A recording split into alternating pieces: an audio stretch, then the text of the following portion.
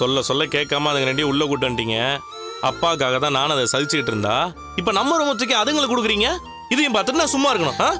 ஒரு நாள் தானங்க, அவங்களுக்கு நடக்க வேண்டிய நல்லது நடக்கட்டும். நல்லதோ கெட்டதோ அதை வேற எங்கேயா வச்சுக்க வேண்டியதானே? யார் ரூம் தான் கிடைச்சதா? சொல்லிட்டே இருக்கேன்ல, ஏன் இப்படி பண்றீங்க? நான் சொன்னா கேப்பீங்களா மாட்டீங்களா? ஆமா, என்ன மட்டும் நல்லா அதிகாரம் பண்ணு. அங்க எல்லாம் போய் ஏமாந்து நில்லு. உன்னை எல்லாரும் ஏமாலியே தான் பாக்குறாங்க மீனா. அப்படியெல்லாம் எதுவும் இல்ல, சடங்குக்காக தான் ரூமை கேட்டிருக்காங்க. மக்கு மக்கு மாதிரி பேசாத. இந்த வீட்டுல என்ன நம்ம ரூம் மட்டும் தான் இருக்கா? ஏன் அந்த ஓடுகாலி ரூம் இருக்குல்ல, அங்க வச்சிருக்க வேண்டியதானே? அங்க போய் பேச வேண்டியதானே? அதை விட்டு ஏன் உன்கிட்ட கேக்குறாங்க? ஏன்னா நீ கேட்டா சரின்னு சொல்லிடுவ. உன்னை ஏமாலின்னு தெரிஞ்சு வச்சிருக்காங்க மீனா. பரவாயில்ல விடுங்க, ஏமாலியாவே நான் இருந்துட்டு போறேன். ஒரு 2-3 நாளைக்கு தானே அத்தை ரூமை கேட்டிருக்காங்க. ஒரு நாள் தானே என்கிட்ட ஃபர்ஸ்ட் சொன்ன, 2-3 நாள் உங்களுக்கு ஃபர்ஸ்ட் நைட்டா? இதெல்லாம் புதுசா இருக்கு. ஏங்க, புதுசா கல்யாணம் ஆனவங்க கொஞ்சம் தனியா இருக்கட்டுமேன்னு அத்தை கேட்டிருக்காங்க. யாரு? எங்க அம்மா சொன்னாங்களா?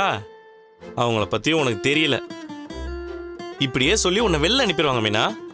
ஒண்ணு மட்டும் தெரிஞ்சுக்க மீனா, அந்த பொண்ணு இந்த வீட்டுக்குள்ள வந்துட்டா, நீ தான் அந்த கல்யாணத்துக்கு போன, நீ தான் அந்த கல்யாணத்தை. நான் எதுவும் பண்ணி வைக்கலன்னு நான் சொல்லிட்டேன். சரி, நீ இல்ல. ஆனா அந்த பொண்ணு கழுத்துல இவன் தாலி கட்டின அன்னைக்கு எனக்கும் உனக்கும் சண்டை ஆக்கி விட்டாங்க.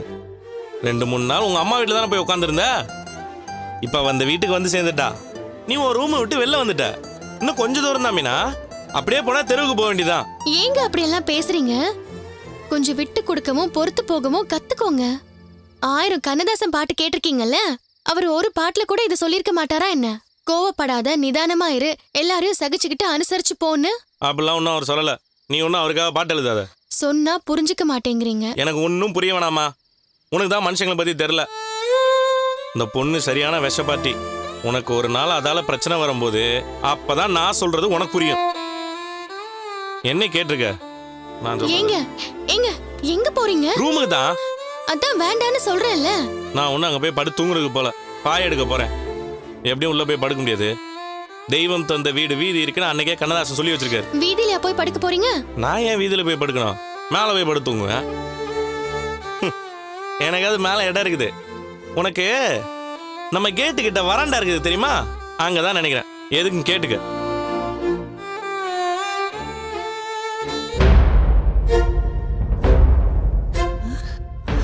அப்பா, எப்படியோ பிரச்சனை பண்ணாம போயிட்டான்.